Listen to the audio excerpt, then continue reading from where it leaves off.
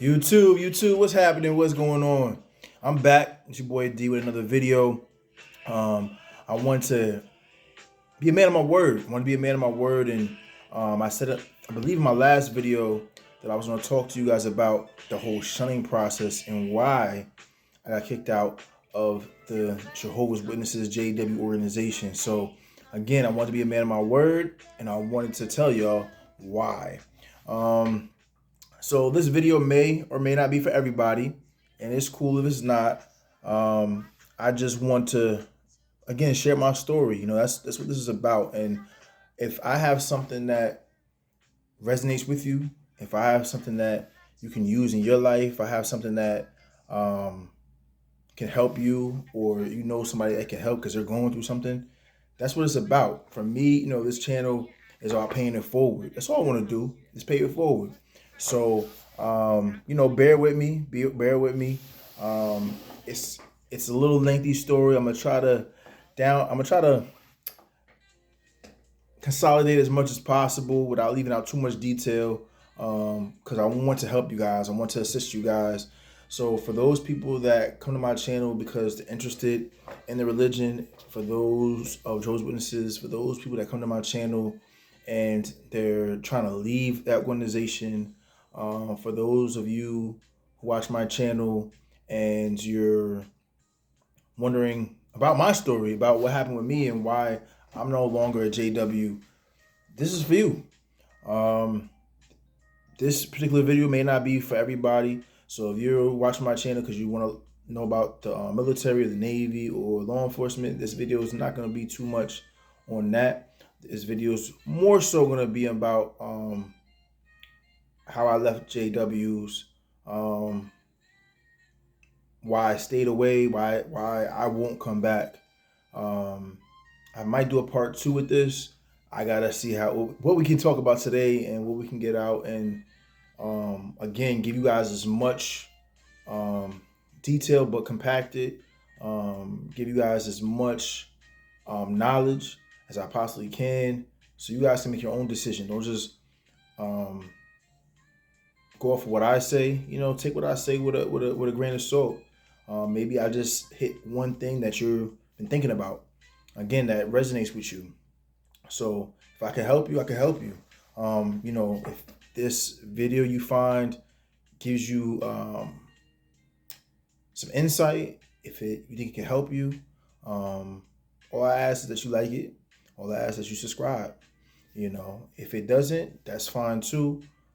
If it does, and you know you want to leave a comment, do that as well. I'm okay with that. If you leave a comment, I'll do my best to get back to you. I'll do my best to converse with you, because I like that. I like having that interaction, right? Because I don't know who I'm speaking to on here that I may be able to help. So don't hesitate to leave a comment. All I ask is that it's respectful. If it doesn't work, whatever I say for you, it's okay. It's my personal experience. It may not work for you. It may not work for your situation, right? But this is my personal experience. This is how I got through what I got through. This is how I pushed forward. This is how I got to where I'm at today. And I'm more emotionally sound, emotionally strong, you know, mentally solid. And it took time. So those of you that are going through this process, it takes time. It's not no overnight thing. It's not no secret potions, emotions, and lotions. It just takes time. It just takes time for your mind to heal, for your heart to heal. It just takes time, because the organization that organization is, it sucks your energy dry. It sucks your energy dry, right? So for those of you that do not know my story, I grew up a Jehovah's Witness. So if you hear me saying JW, that's what I mean. Jehovah's Witness. 4 generations in, which means my great grandmother was down to my grandmother, my father, and myself. And that's how I grew up. My father was a born-in. My mother wasn't. It wasn't until my mom got to her late teens, early 20s, where she decided that's what she wanted to do with her life. And later on down the line, met my father, and you know, here I come. But I grew up in a way where I wanted to do the right thing. I thought staying in that organization, I thought they had all the answers, right? I thought that organization had all the answers. I thought that that's the truth, as they call it. I thought that, you know, if I had certain thoughts, certain things I wanted to do that wasn't part of the organization, I was not necessarily a bad person, but I had a lot of bad thoughts, right?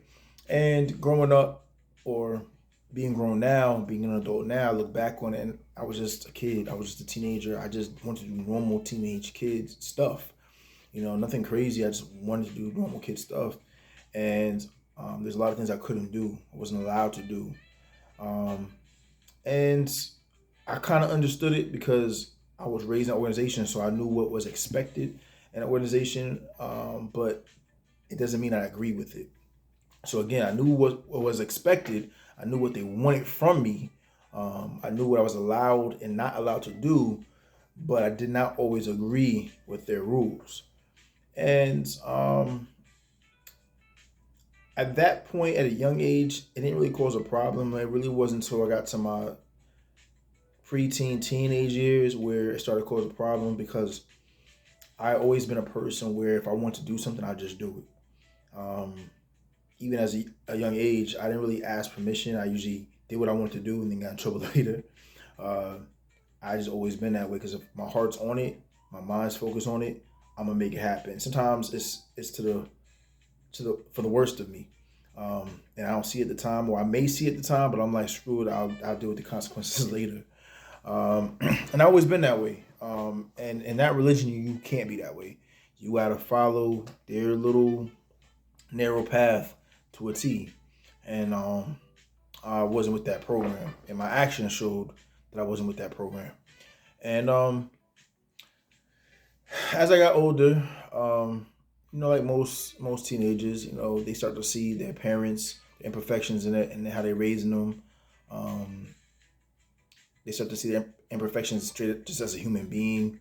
And not to say I knew more than my parents. I wouldn't say I was that kind of kid, like, oh, I know more than you. But I definitely had ways of challenging them. Not maybe straight up. I wasn't crazy. I wasn't getting my head knocked off. But in little sneaky ways, I was challenging them. I could say that. And it wasn't going nowhere for me. You know what I mean? Like, I just felt stuck. I felt like, I can't do this within the organization. I can't do that if I'm staying in this organization. If I go outside the organization, um, you know, as they call it, Armageddon's gonna come, and I'm gonna be wiped away from the earth. I'm gonna get killed, because Satan won, and Jehovah, is what they call God, is not gonna love me no more. So I felt very stuck. I felt like if I left, I'm in trouble. If I stay, I'm gonna stay in trouble because I don't agree with some of these rules. And I was fortunate. I was fortunate because I was a kid that I pretty much got along with everybody. Like, whether you were a emo kid, a jock, a nerd, you know, socially awkward, or you were Mr. Fashion, or whoever you were in school, I pretty much got along. Like, I didn't really have a set group of kids I hung out with. I kind of talked to everybody. I had my certain friends, but you know, my friends ranged. I didn't care like if you were tall, short. I didn't care about your nationality. We vibe. Like I said, I got along with pretty much everybody. I played sports. I didn't play organized. I played street in the street. So all the guys that I played with in the street play organized sports. So I was cool with them. Um, and I just was in the mix with a lot of different people, right? And they weren't Jehovah's Witnesses. And I'm thankful that I chose to do that. Again, my mom wasn't raised Jehovah's Witness, so I think I was allowed to intermingle with kids a little bit more that weren't Jehovah's Witnesses just because she was raised not as one. So I guess she kind of understood. I could be wrong. If you ask her today, she might say no. That's just I just allowed it. I don't know. I'm just going my personal opinion on it was. Um, I don't know, but my dad he didn't really get too strict with that either. He was kind of cool with it because he knew a lot of my friends. He played ball with a lot of my friends, so it wasn't like, one parent was, hey, you can't hang out with them, and the other parent was like, hey, you can. Um, they pretty much knew my friends, and my friends were actually allowed to come to the house. Um, yeah, my friends were actually allowed to come to the house, play basketball in the backyard. Sometimes my dad played with us. Or we go to the basketball court, and my dad, knew my friends and stuff like that. So that kind of helped. Um, but I wanted to do stuff beyond that. Like that wasn't good enough for me. You know what I'm saying? At a certain age, yeah, it was cool. But when it got to the age where my friends went to movie theaters on the weekend, and I wanted to go, and their parents picking them up, or their parents would say, "Hey, I'll pick up D, and I'll take him with us." And my parents said, "Nah, you ain't no witness parents, you ain't no Joe's witness parents, so you ain't going with them."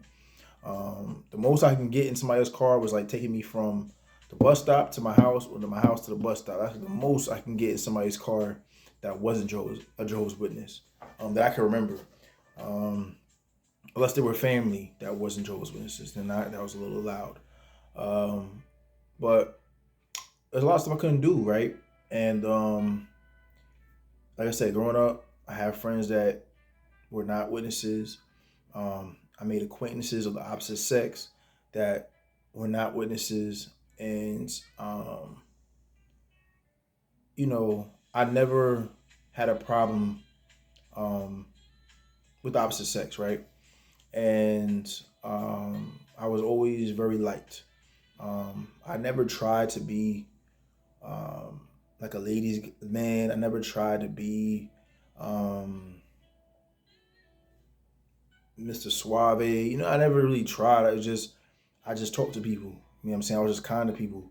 Um, a lot of kids that had traumas, whether their older brother or sister did something to them, or their parents or uncle did something to them, they were just drawn to me. So I had a lot of people that liked me. And, you know, whether they were witnesses or whether they weren't Jehovah's Witness kids, they always kind of drawn to me. I was kind of like that person they were drawn to. And when it came down to, me being a Jehovah's Witness, I was baptized, and they consider that very the most serious commitment that you can have in an organization is getting baptized, right? And I was baptized at a very young age, about 13, 12, 13, um, about 22 years ago, 2004, a long time ago. And I remember that day like it was yesterday. I remember who was with me, who sat next to me, who got in the water. Like, I remember everything.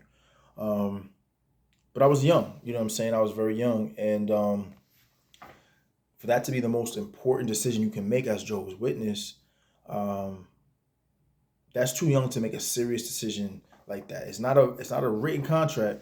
It's a verbal contract, basically pledging your life, um, not to God. They make it seem like it's to God. It's really to an organization. Um, and you don't know this really at 12, 13. You just think you're pleasing your parents, you're pleasing God, you're pleasing the congregation. You get all this praise that you're getting baptized. That you made a decision to save your life for the rest of your life to God. And it's a whole bunch of nonsense. As an adult, I see that. But looking back on it, I thought I was doing the right thing. Got baptized young.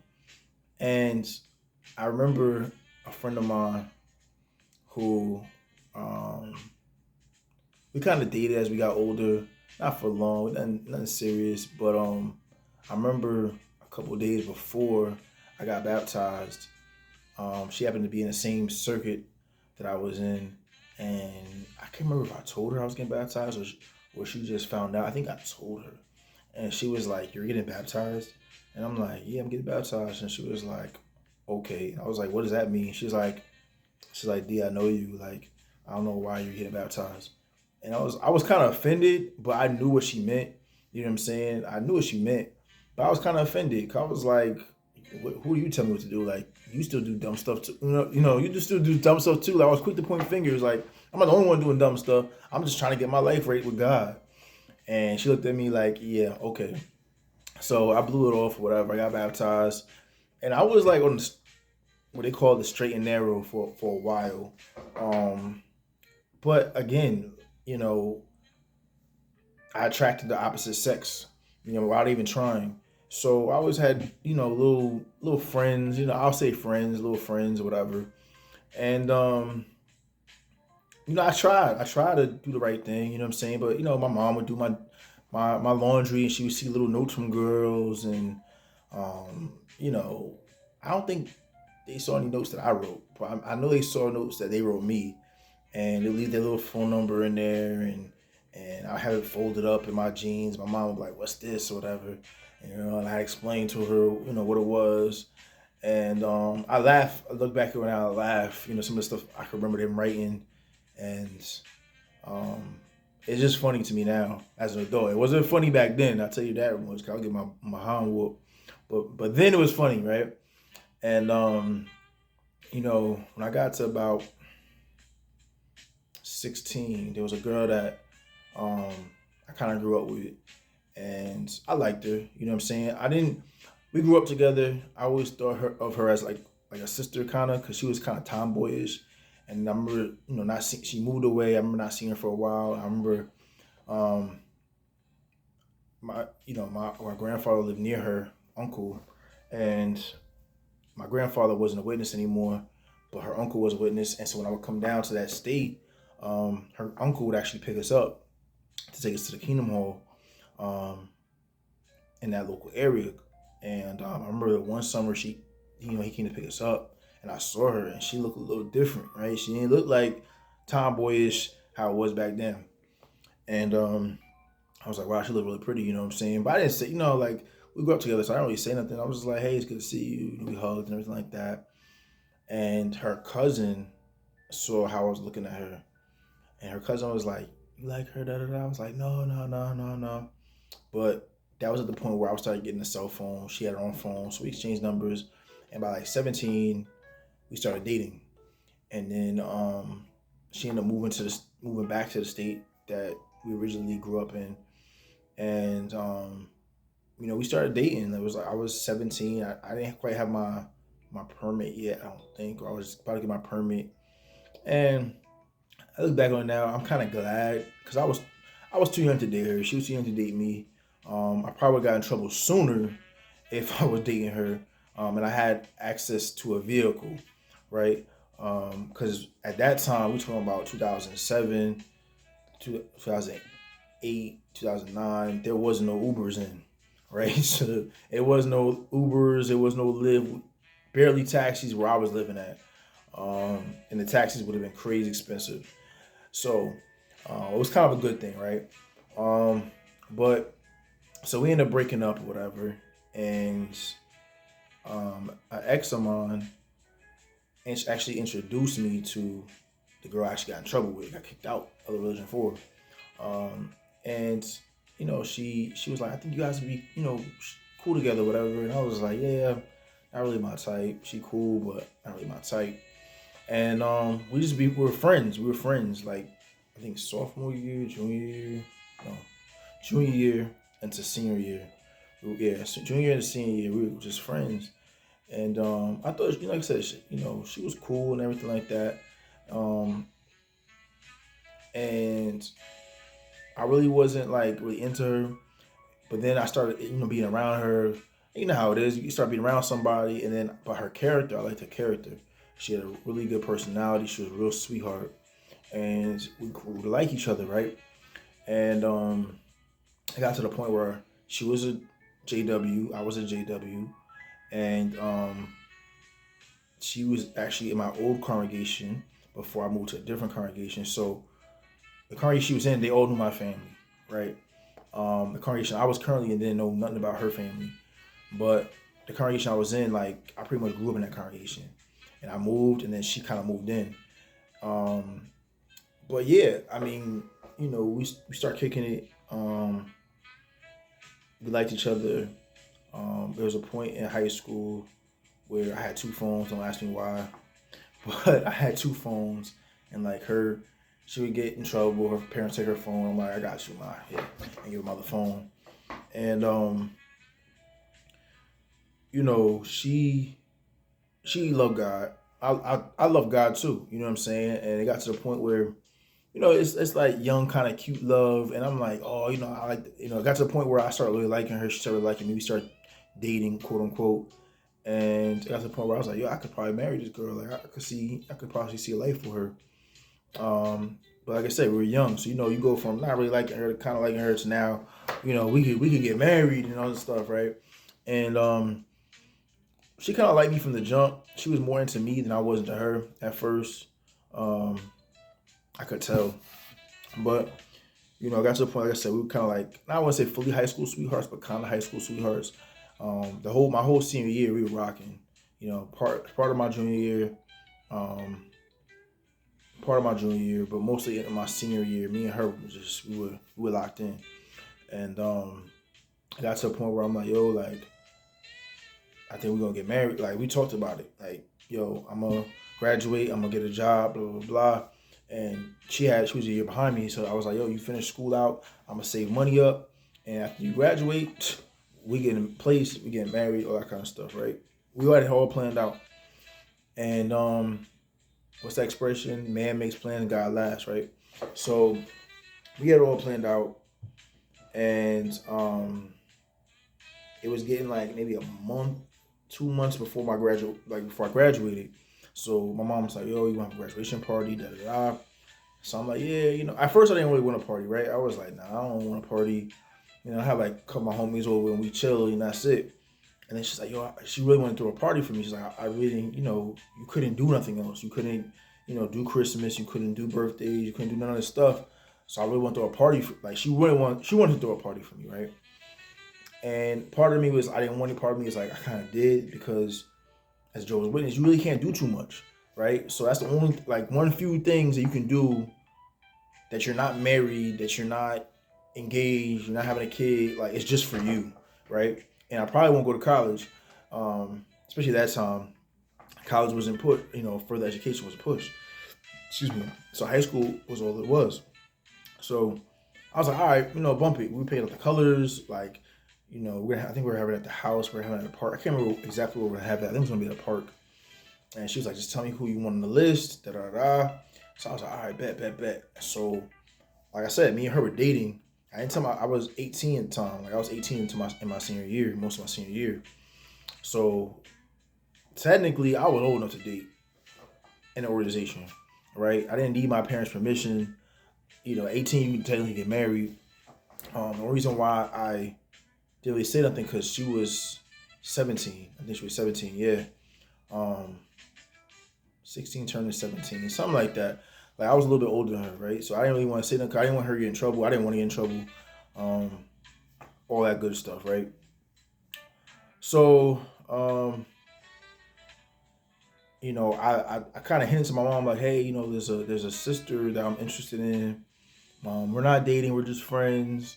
But that's what I told her. We're not dating, we're just friends. But is it okay if I have, certain females come to the party? And she's like, that's what you want to do, that's fine. I don't care because there's adults around. All right, cool. So there's a couple friends, female friends I want to invite over, whatever. And then I would say it's about a month and a half. Like my homie, I'm gonna say his name. My homie, he had a car, right? And he was a Jehovah's Witness too, but he was a hood witness. Like, I was kind of a hood witness, but he was a real hood witness. I still didn't do as much as he did, but he getting the whip. Like, he would hit me up like, yo, I'm going, so and so place. You wanna come? I was like, yeah, bet. I'm going so and so place. You wanna come? Yeah. Or whatever. If I needed to ride somewhere, like, bro, I need to ride so and so. Can you take me? Blah blah blah. He would take me. Cool. So me and her one weekend we planned that we want to go to the movies, right? So, like, remind you, I couldn't go to the movies with my friends. This is middle school. Kids were going to the movies without their parents. My parents were like, heck no. They didn't say heck no, but that was the expression on their face. I couldn't get that, right? So fast forward, high school, I'm like, bro, my friends are still going out. They've been going out. I'm going out. It's my only friend that got a car. You know what I'm saying? And where I lived at, it wasn't really, the public transportation really wasn't, public transportation, let's try it again, public transportation really wasn't hitting like that. So you needed a car where I was living at. So I was like, yo, I'm gonna go to the movies, blah, blah, blah, with my girl, she's gonna meet me there. So he was like, all right, bet. So her parents let her go out more. Whatever story she told them is what she's told them. My parents really didn't let me go out as much. But I was getting older, as my, what I'm saying, I was a senior in high school. Like, they knew I'm about to start going out. Like, I'm about to graduate high school. I'm gonna get a job. they're gonna be working. Like I gotta have my own. I gotta get a car. You know what I mean? I'm gonna be on my own. So they kind of gave me a little more leeway. So anyway, fast forward. Um, he had a car. I would get his keys. We would tell, I would tell my parents, hey, I'm going to the movies with my boy. Um, we'll just say for his name, for lack of a better term right now, my boy Larry. His name wasn't Larry, but I'm gonna move with Larry. We're gonna hang out. You know what I'm saying? And then shoot some pool, whatever. Like, all right, go ahead. And then she would tell her parents whatever. We meet at the movie theaters. Then I get my boy's car. I don't know why he let me get it. And I'll be out. Like me and her would go hang out, whatever. And for the record, me and her didn't go all the way or whatever. Like, we were still young, whatever. But we did mess around. And like I told you before, I had 2 phones. So I remember one day, we're young. She's sending me pictures. I'm sending her pictures. Because I had, I was young back then. I had the little 6-pack joint. You know what I mean? But anyway, fast forward. And I remember what I told her when she sent me pictures. I was like, "Oh, make sure you delete the pictures, right?"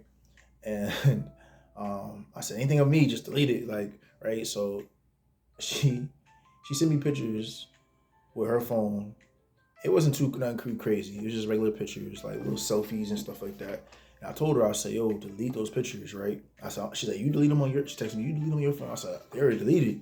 Delete them on your phone, right? My parents weren't into my phone like that. Like, they weren't, at times they would take my phone. If I was too much into it, they didn't really go through my phone. Like some parents I knew did. Anyway, they went, one day she's talking to me on the phone, because we talk every day after school. And I hear her like a boom in the background. I don't know what the heck is that. And I hear her mom yelling. So I was like, oh snap. So all of a sudden the phone blank. I was like, oh man, she probably getting her butt right now. So I'm feeling bad. Like, I'm feeling bad for her, because like I'm good. Like, my parents don't beat my phone like that. 1, 2, my parents weren't home. And 3, I'm worried about like what's going on with her. Like, is she okay? You know what I'm saying? Like, so fast forward. Now mind you, we both JWs. We both Jehovah's Witnesses. I'm baptized. I think she was baptized at this time, right? So it was one of those things where I knew that if they saw the pictures that she sent me, because I didn't send her, supposedly she deleted the pictures, or I didn't send her no pictures. I can't remember. It was a long time ago. I knew that she was gonna get more in trouble than I was, right? So I'm like, if anything, she gonna get more in trouble than me. Blah, blah, blah. She gonna get more in trouble too, because she had my other phone. You know what I'm saying? Which it was like a burner phone, so I didn't care about that phone. You could throw that phone in the ocean. I didn't care, right? So she goes to school next day, right? I didn't want to go to school the next day. It had nothing to do with, like, it had something to do with me, but it had nothing to do with me, because like me and her didn't go to the same school. Like, I wasn't gonna run into her mom. Like, you know what I'm saying? I wasn't gonna run into her parents. We're in different congregations, so I wasn't really worried per se, right? I'm like, she'll get mad. Her mom get mad. Her dad get mad. We'll get past this, whatever, right?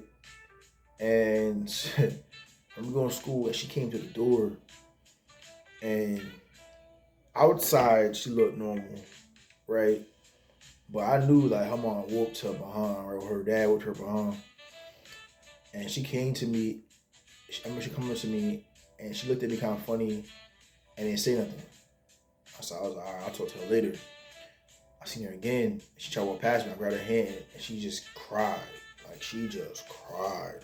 Like lost a sibling, like lost like a grandmother type cry. And I, like, it was throwing me off. I was like, damn, is that bad? So I hugged her. I remember hugging her. She was crying.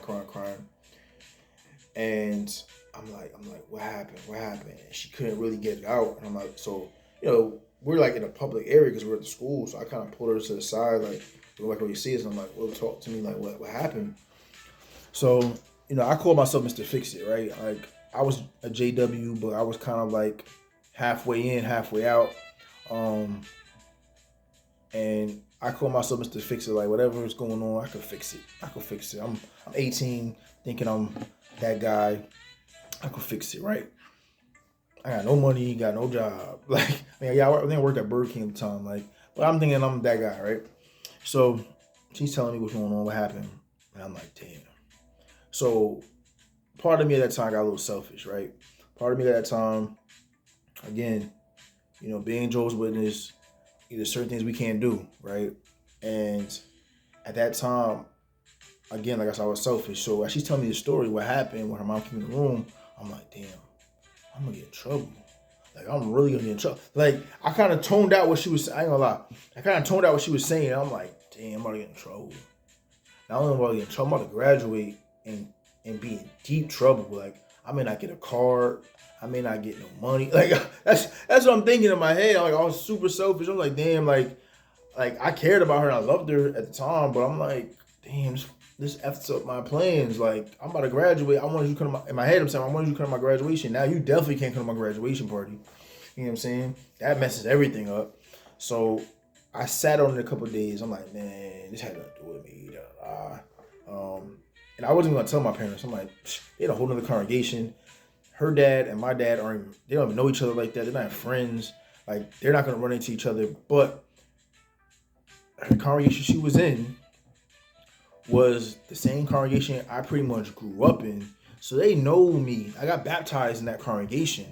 You know what I'm saying? That's how deep my roots are. My brother got baptized in that congregation. I gave my first talk, which those of you who don't know, it's a public discourse in front of like 100 people at 7 years old in that congregation. So they know my family.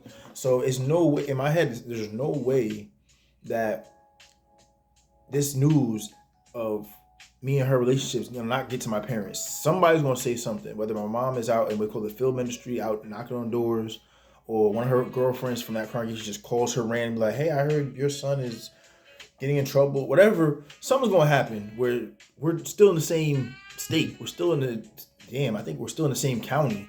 So our paths are gonna cross. Like, our parents' paths are gonna cross. Like, my dad still had people in that congregation's phone number, and they had his phone number.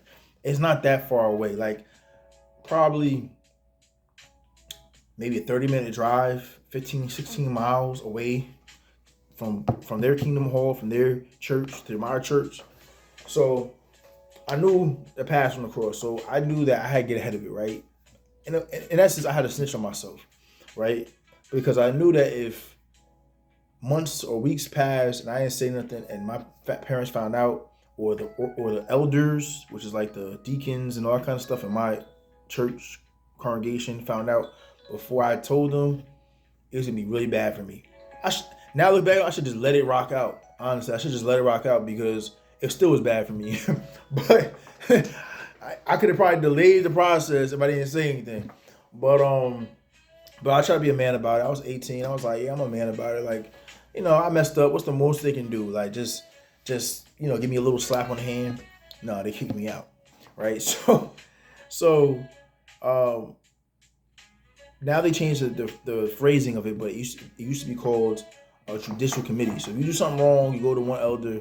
He says, we're gonna, I have to speak to other elders or brothers about it, and I'll get back to you. Or you tell the one brother, then they have a witness comes in, and then you tell them again, and then they're like, all right, we're gonna get with you in a week or two. So that's what I did. I said, I pulled the brothers to the side. I said, hey, can I speak with you? By this time, I already told my dad. I think I told my mom. I know I told my dad. I can't remember if I told my mom. I'm assuming I did. But I told my dad, so look, I told him, I said, this is what happened. This is what I did. I'm not proud about it. I'm telling you this mainly because you're probably going to hear about it, and I'd rather you hear from me than hear from pretty much the streets. You know what I mean? So I'd rather you hear from me. And then, he was not happy about it, but he was a lot calmer than I thought it was going to be. I think it's because I came to him directly as a man. Like, this is what I did. I messed up, and I want you to hear from me first. So it's like the way he kind of had to respect it, right?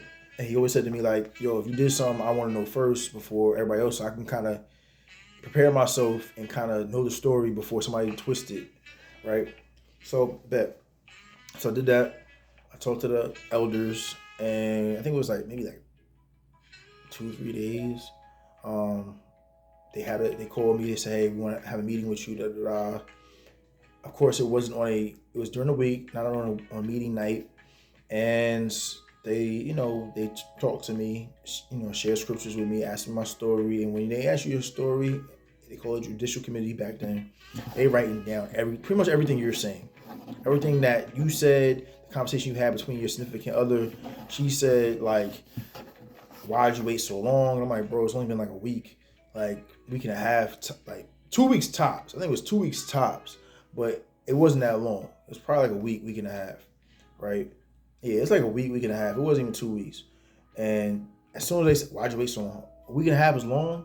Then why don't you say the next day? The next day, because I'm still processing like what happened, and we really didn't even do all the way. You know what I mean? Like we messed around, but we didn't go all the way. So like, why do I need to? You know what I mean? That was my mindset. Like, why do I need to? Whatever. So, you know, by most times when you're that young, even though I was 18, like by the time you finish talking to them, you feel like crap.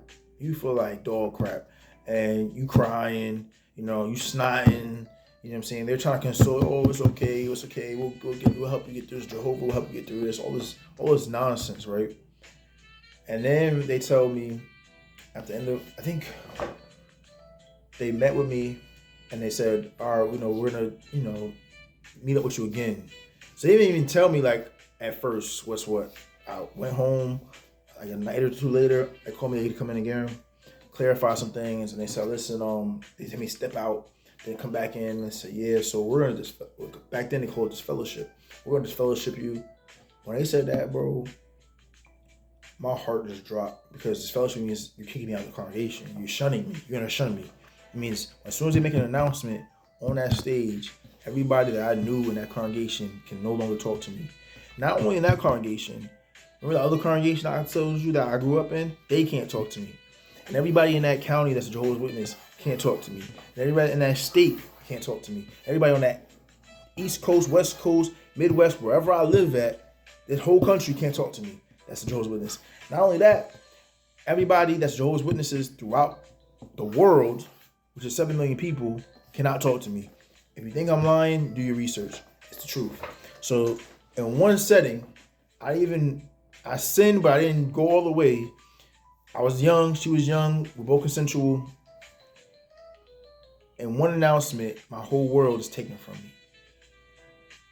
People in my town, city, county, state, coast, country, world, and nobody in that religion is allowed to talk to me. Can't talk to me. Over one thing I did. First time I did it. It wasn't like I made a habit of it. It wasn't like, I went around trying to have sex with a whole bunch of different women. It was one girl that we both loved each other at the time and wanted to marry each other. That I was gonna wait for her. You know what I mean? And we both talked about marriage, and they asked us, "You talk about?" "Yeah, I think I'm gonna marry her." It wasn't some like random chick. It wasn't like I wasn't some random dude. It wasn't just like, "Oh, we're just hot and heavy." Like we really cared about each other. You know what I'm saying? There was girls that I knew that were like hot and heavy that just wanted to mess around. This girl I really cared about. You know what I mean? And she really cared about me at the time. And once our parents got involved and the elders got involved, it ruined everything. You know what I'm saying? I think back like, damn, if that wouldn't happen, me and her probably would have been together. You know what I'm saying? How long would it lasted? Who knows? We were both kids. But she was solid. Like, she was solid. And then, like, even after I came back, I'm going to fast forward a little bit. Even after I came back, I'm going to go back to that. But even after I came back in like 6 months. And I told my mom, like, yo, I really care about her. I miss her. And my mom could see, and the fact that I could say that, because my mom asked me, like, do you really, I was like, Mom, I really like her. And that's the first time I think me and my mom had a real conversation dealing with a female. And I was like, I really like her. I really want to talk to her. I really miss her. And she's like, give it some time. And I'm like, nah, like I waited 6 months. I'm back. I want to talk to her. And she's like, give it some time. I think you should wait a year. After waiting 6 months, a year is like forever. You know what I'm saying? 6 months was forever. You know what I mean? But I didn't. I waited like 2 more months after me and my mom had a conversation. And after that, long story short, it wasn't going to happen. Her parents got in her ear, basically saying like, I'm a bad dude. I knew she didn't say that, but I could feel it. You know what I'm saying? I'm good on picking up emotions. Like, I'm a bad dude. He got you in trouble. Why would you want to deal with somebody like that don't love God, that, is offering to help you get in trouble. I know the whole spiel, right? So it didn't work out, right? It didn't work out. But it's cool, you know what I'm saying? Like time, that was young love. Like things change, right? But going back to that, so the crazy part was that they're always harder on the males. So even though me and her were both consenting, even though me and her, both talked to the elders or the brothers at the same time, I was the one that got kicked out. She was never kicked out. She got disciplined, but she was never kicked out. I was the one that was shunned. And it now I'm okay. But for years, the effect that has on you, oh my God. Your whole world over one announcement on a stage is done. Your reputation is done. Everybody that thought they knew you, they don't mess with you no more. They think that you're like the worst person ever. You know what I'm saying? They don't say that when you come back, like, oh, we missed you, da da da. We're so happy we talked to you again.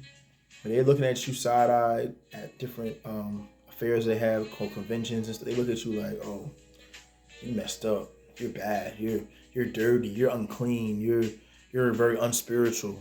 You know what I'm saying? So like, even if there was sisters that were interested in me, they start looking at me like, damn, like we can't mess with you no more because you in trouble.